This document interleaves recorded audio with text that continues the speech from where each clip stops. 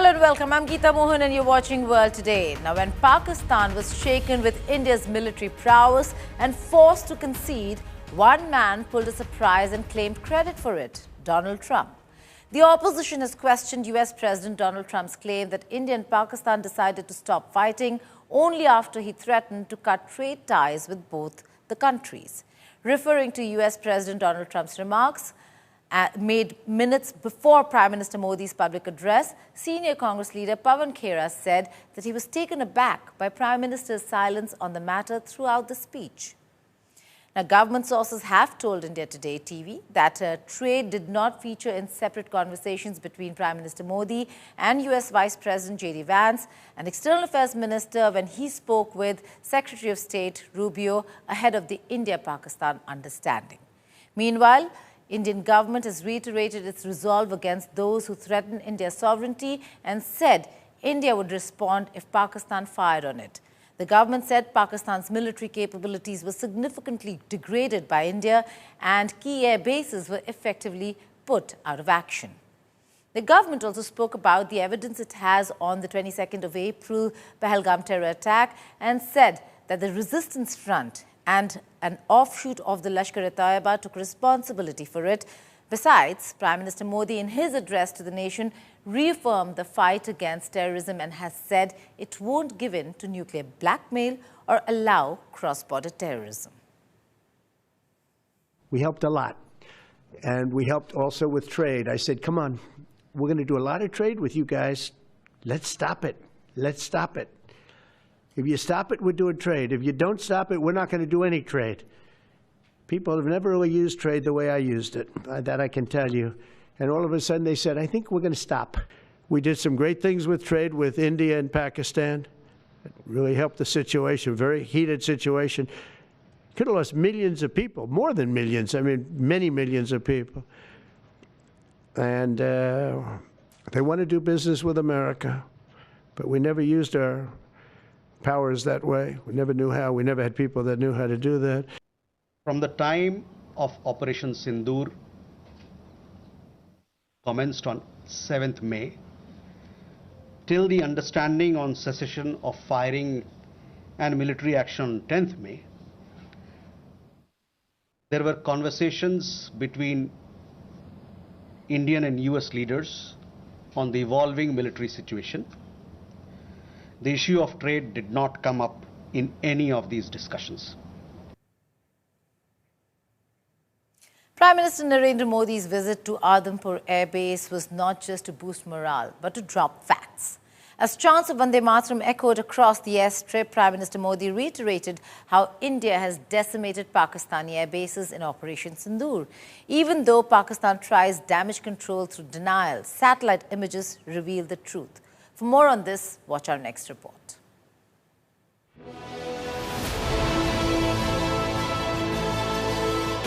As Prime Minister Narendra Modi paid a surprise visit to the Adampur Air Base on May 13th, one image stood out, demolishing Pakistan's disinformation campaign in one stroke. It showed Prime Minister waving at Jawans with a MiG-29 fighter jet and a fully intact S-400 air defense system right behind him. It was the very system Pakistan claimed to have hit. No smoke, no wreckage, just proof, framed and undeniable. Prime Minister Modi was calm, composed and called out Pakistan's bluff.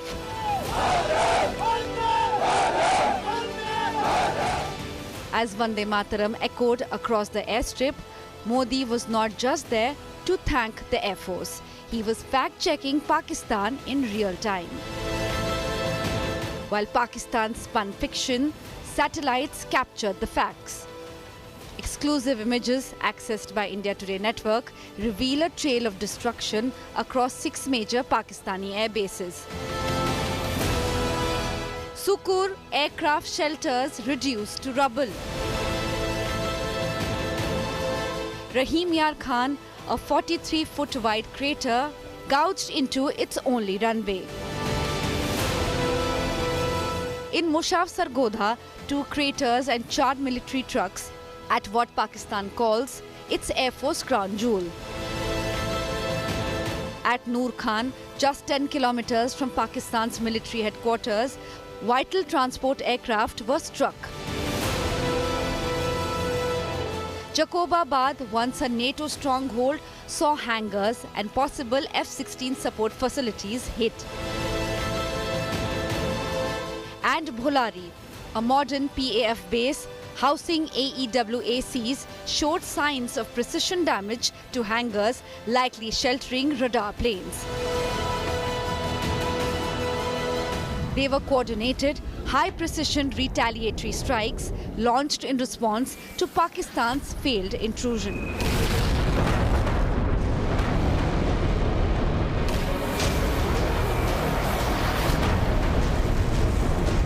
Bureau Report, India Today. US President Donald Trump embarks on one of the most important visits to the Gulf region of Saudi Arabia, the UAE and Qatar.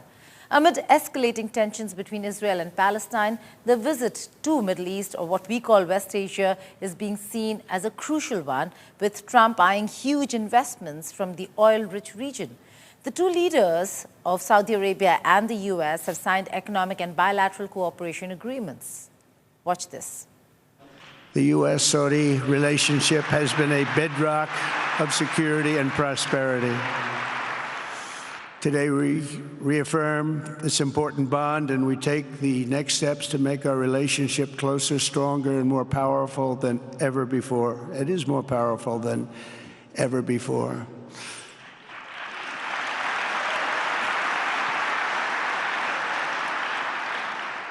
And by the way, it will remain that way.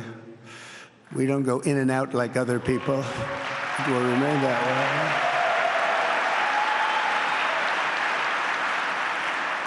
way. I want to make a deal with Iran. If I can make a deal with Iran, I'll be very happy if we're going to make your region and the world a safer place. But if Iran's leadership rejects this olive branch and continues to attack their neighbors, then we will have no choice but to inflict massive maximum pressure, drive Iranian oil exports to zero, like I did before, and take all action required to stop the regime from ever having a nuclear weapon. Iran will never have a nuclear weapon.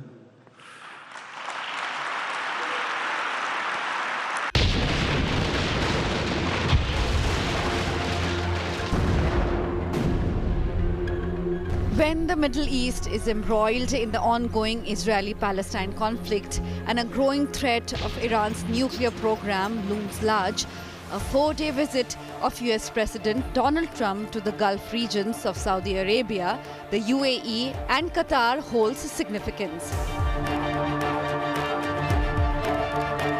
Trump's first major diplomatic visit during his second term to the Middle East, barring Israel, focuses more on securing trillions of dollars in investments rather than security issues. Accompanied by who's who of business, along with billionaire Elon Musk, Trump punched the air in show of solidarity as he emerged from Air Force One, greeted with a smile by Saudi Crown Prince Mohammed bin Salman. The visit is also important as prices of crude oil is recovering after a 90-day pause declared and slashed in tariffs following US-China trade talks. Trump hopes to secure trillions of dollars of investments from the Gulf oil producers. Saudi Arabia had pledged $600 billion, but Trump has said that he wants $1 trillion from the kingdom, one of Washington's most important strategic partners.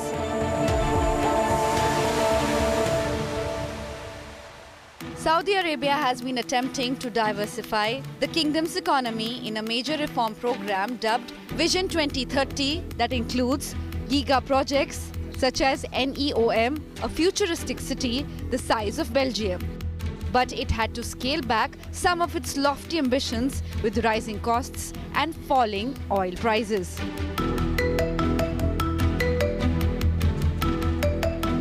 Saudi Arabia and the US have maintained strong ties for decades based on an ironclad arrangement in which the kingdom delivers oil and the superpower provides security. According to Reuters, Trump is expected to offer Saudi Arabia an arms package worth more than $100 billion.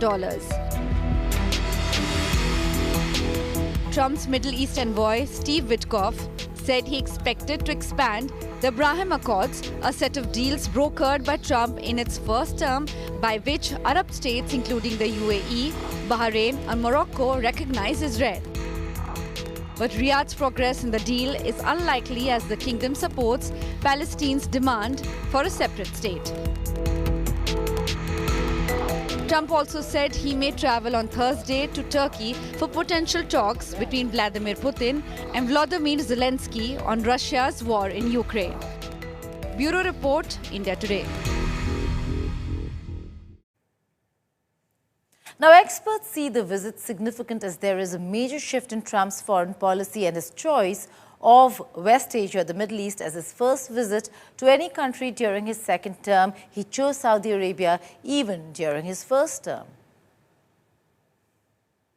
It is a significant but not altogether surprising choice of destination for President Donald Trump. It's significant because, as you rightly mentioned, this is his first planned visit. He did go to attend the Pope's funeral, but this was his first planned visit in his second term, and it was also the same choice of destination as his first term. And I think President Donald Trump has already brought about quite a lot of disruption and change to U.S. foreign policy, and I think we're seeing part of that being reflected in his choice of foreign travel and his choice of destination. But to my mind, it's not altogether surprising because, in a sense, the Gulf states tick all the right boxes for President Donald Trump. So the GCC, the 6 Arab Gulf states as a bloc, run a trade deficit or overall have a balanced trading relationship with the US. That's very important to President Trump. These 6 countries buy a lot of US weapons as well. And they have promised to invest collectively over $2 trillion into the U.S. economy. And so these are countries that run a balanced trading relationship. They buy a lot of weapons and they pledge to invest a lot of money into the U.S. economy. And these are all things that matter very much to President Donald Trump's economic agenda, both at home and abroad. These countries have also become significant partners for President Trump's foreign policy agenda. So this is someone who came into office pledging to put an end to a lot of the conflicts, be they in the Middle East, in Gaza, or in Ukraine. And Saudi Arabia has hosted Russia-Ukraine war talks. Oman has hosted U.S. Houthi ceasefire negotiations. And they've also hosted multiple rounds of U.S.-Iran talks to put a lid on Iran's nuclear program. And of course, Qatar continues to play an important mediating role in Gaza. So not only are these states positioning themselves economically vis-a-vis the Trump administration, they've also managed to make themselves quite important to President Trump's foreign policy agenda as well. The Trump Organization, which President Donald Trump suggests is sort of separate in the sense that he doesn't exercise a direct role in overseeing, but nevertheless, I think reflects the broad business and commercial interests of his family and some of his close relatives. So the Trump Organization has a significant business interests in the Gulf. The Trump Organization already runs a luxury golf course in Dubai that's partnering with a Saudi-based and Qatari-based real estate investment firms to build luxury golf courses and luxury hotels in multiple Gulf countries, including Saudi Arabia, Oman, Qatar, and the UAE. Jared Kushner has been able, who's President Trump's son-in-law, has been able to raise billions in capital for his investment outfit, Affinity Partners, over $1.4 billion just last year. And of course, President Trump's sort of broad cryptocurrency venture has also managed to secure an investment pledge from the UAE. So in a sense, I think there is an alignment in the Trump family's business interests, along with the broad geopolitical and geoeconomic alignment of interests between what the Trump administration is trying to do and the Arab Gulf states. This is part of the Gulf states, I think, toolkit of economic statecraft. Washington, D.C. is a place where many different countries and stakeholders compete for influence, and they do so in various ways. And this is one way, I think, that countries in this part of the world are able also to exert themselves on the political agenda in Washington, D.C. Now, Donald Trump is also set to visit Qatar, but controversy follows. Reports claim he accepted a luxurious Boeing 747-8 jet from the Qatari government, sparking outrage. But can U.S. presidents legally accept such lavish gifts from foreign powers? Federal law says no, unless Congress approves it. As questions swirl about ethics and influence, Trump's Qatar trip is grabbing global headlines. Is this diplomacy or a dangerous precedent? Watch this explosive report that unpacks the politics, the jet, and the firestorm it's ignited.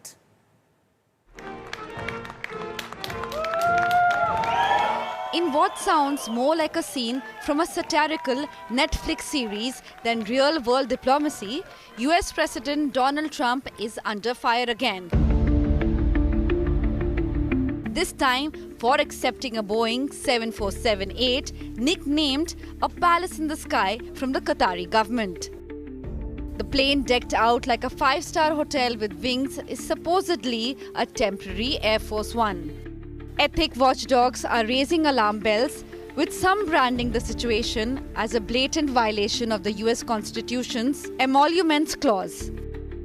This is often overlooked, but crucial provision explicitly prohibits sitting presidents from accepting gifts or favors from foreign states without the express consent of Congress. The real danger here is that this other country, Qatar, has given him this very appears that it is going to be giving him this very valuable gift, this huge luxury airplane.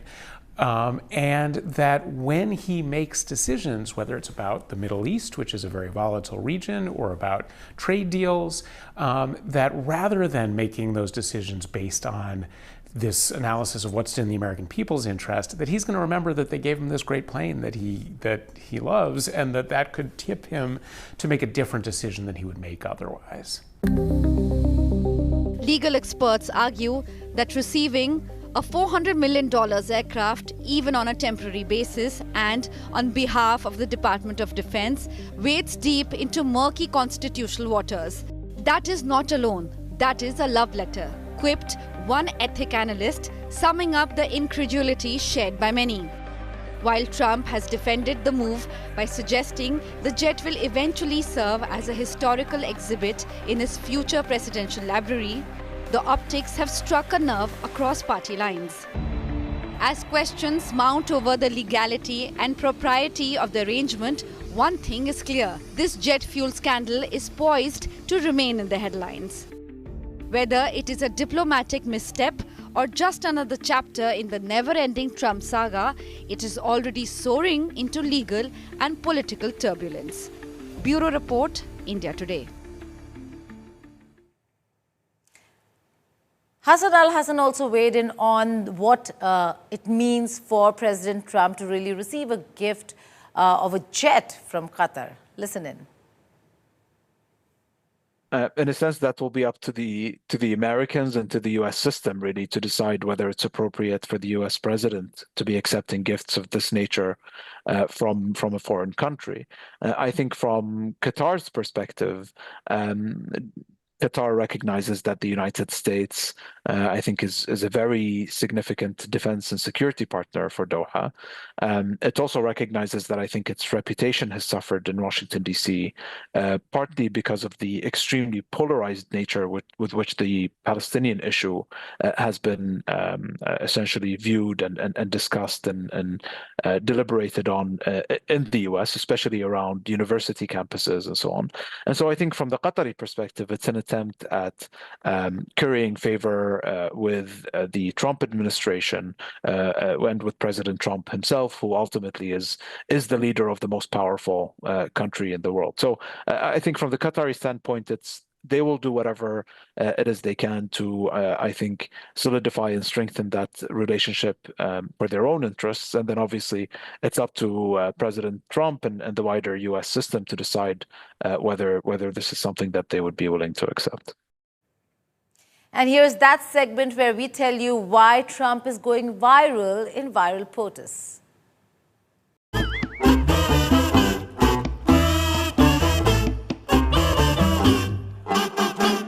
US President Donald Trump's memes went viral on social media after he announced ceasefire between India and Pakistan. Trump was everywhere on social media, wearing a turban, photoshopped in Bollywood movies, hailed as Sardar Donald Singh Trump for his short-lived role as a peacemaker.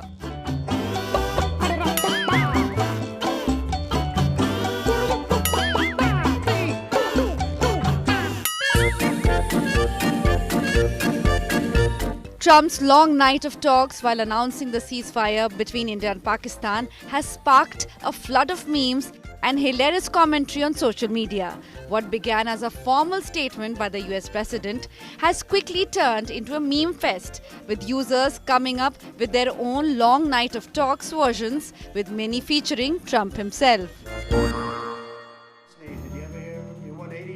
Trump's video snapping back at a reporter during a fiery White House exchange over a $400M jet gifted by Qatar has gone viral. When reporter asked whether the luxury aircraft was a personal gift, Trump mocked the question, calling it stupid, and likened the donation to a free golf foot. Mr. President, what do you say to people who view that luxury jet as a personal gift to you? Why not leave it behind? You're ABC fake news, right?